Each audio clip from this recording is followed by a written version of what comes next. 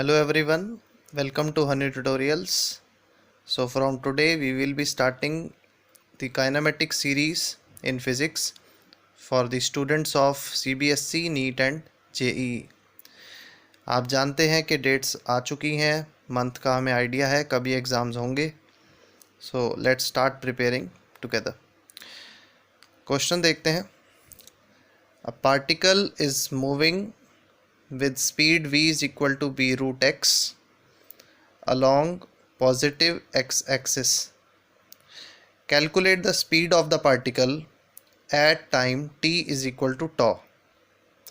एक assumption भी दी हुई है हमको कि particle is at origin at t is equal to 0. आप देख रहे हैं कि 2019 IIT मेंस में आया भी हुआ है. तो देख लेते हैं कि पार्टिकल मूव कर रहा है किसी स्पीड से.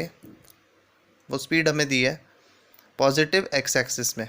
आप इस वीडियो को पॉज कीजिए और खुद ट्राई कीजिए, उसके बाद आप इसको सॉल्यूशन को देख सकते हैं. हमें स्पीड ऑफ द पार्टिकल निकालनी है एट सम टाइम. तो सबसे पहले अगर हम इक्वेशन ऑफ मोशन देखते हैं, first equation of motion which is v is equal to u plus a t. तो इस इक्वेशन में भी हमें पता है कि हमें एक्सीलरेशन चाहिए.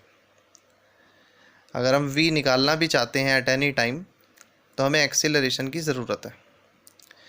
एक्सीलरेशन अगर हमको निकालनी है तो एक्सीलरेशन हमें पता है कैसे निकलती है, by the differentiation of velocity with respect to time.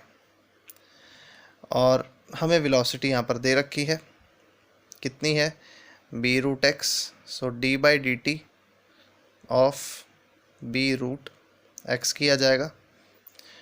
b जो है वो एक कांस्टेंट है, तो b डिफरेंशिएशन से बाहर आ जाएगा और रूट एक्स अंदर बच जाएगा. Now differentiation of root x with respect to time will give us b 1/2 root x. And function जो है वो x का है, लेकिन हम टाइम की रिस्पेक्ट में उसको कर रहे हैं, इसलिए यहाँ पर साथ में मल्टीप्लाई होगा dx by d T. In case किसी बच्चे को डिफरेंशिएशन इंटीग्रेशन में दिक्कत है कोई, तो वो मुझे बताएगा, उसको हम अलग से डील करेंगे. तो ये हमारे पास आ जाएगा. Now dx by d t is itself velocity, differentiation of displacement with respect to time या small change in displacement with respect to time. तो ये बन जाएगा b 1/2 root x into v. v आपको पता है कि हमें क्वेश्चन में कितना दिया हुआ है, v दिया हुआ है हमको b रूट एक्स. यहाँ पे हम उसको डाल देंगे तो ये आ जाएगा b 1/2 root x into b root x. तो ये रूट एक्स गेट्स कैंसल्ड और हमारे पास ये आ जाएगा b स्क्वायर अपॉन 2. ये हमारे पास एक्सीलरेशन आ गई.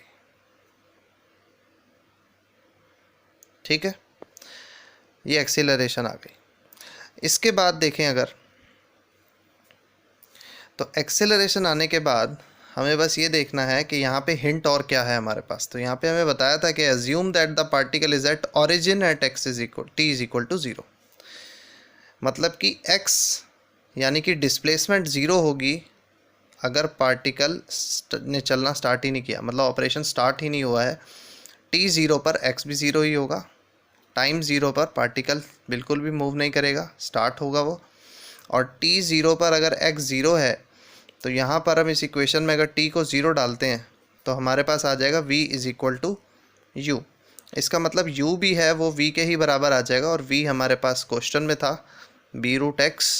इसका मतलब u भी आ गया b रूट x. लेकिन हमने यहाँ पे कि x भी 0 है, t 0 पर x भी 0 है. तो अगर हम यहाँ पे x को 0 पुट कर देंगे तो ये बन जाएगा ये, मतलब कि u भी कितना आ जाएगा, 0. So this equation finally becomes, ये इक्वेशन फाइनली क्या बन जाएगी, v is equal to a t, क्योंकि u हो गया 0. तो v आ जाएगा हमारे पास a t.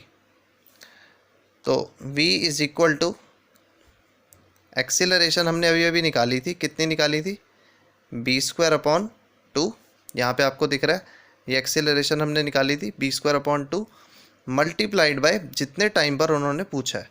तो हमसे पूछा था calculate the speed of the particle at time t = τ। तो यहाँ पर हम टाइम की जगह पुट कर देंगे τ and this is our answer.